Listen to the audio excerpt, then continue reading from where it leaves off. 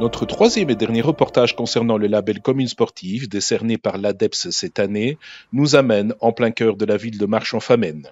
Marche arbore ainsi désormais fièrement ses 3 étoiles, récemment obtenues, en bordure du centre culturel et sportif de la chaussée d'Ourthe. Elle a donc obtenu la plus grande distinction d'emblée dès la rentrée de son tout premier dossier. Il faut dire que la ville a plus d'un tour dans son sac en matière sportive.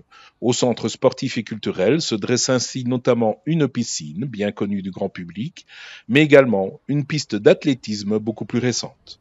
Les infrastructures sportives y sont nombreuses et de qualité, un peu partout sur le territoire des divers villages qui constituent l'entité.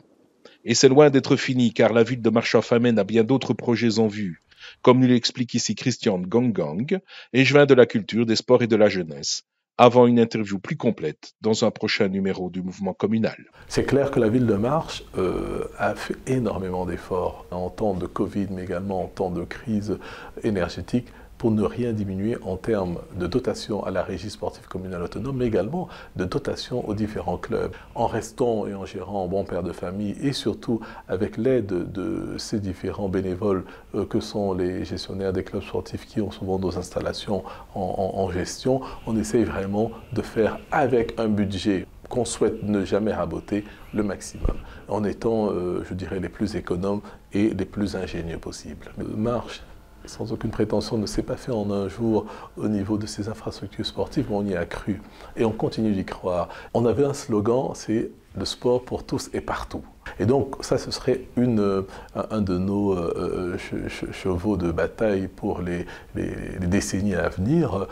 C'est peut-être, dans tous les villages marchois, de pouvoir garder des spécificités, de pouvoir continuer à développer la pratique sportive qui crée et recrée ce lien, ce tissu social que nous souhaitons avoir et maintenir dans nos villages. Pouvoir se dire qu'il y a plus de 5000 ou 4500 marchois qui font du sport, le tiers ou le quart de la population qui pratique régulièrement du sport de compétition ou du sport de loisir, voilà, je crois que c'est le plus beau cadeau qu'on pourrait faire à mes collègues échevins. Je les exhorte à aller dans ce sens-là, à permettre une pratique sportive quotidienne, non encadrée, mais également subventionnée quand on le peut, et surtout bravo à tous ces bénévoles qui œuvrent tous les week-ends pour des milliers d'enfants et de plus grands.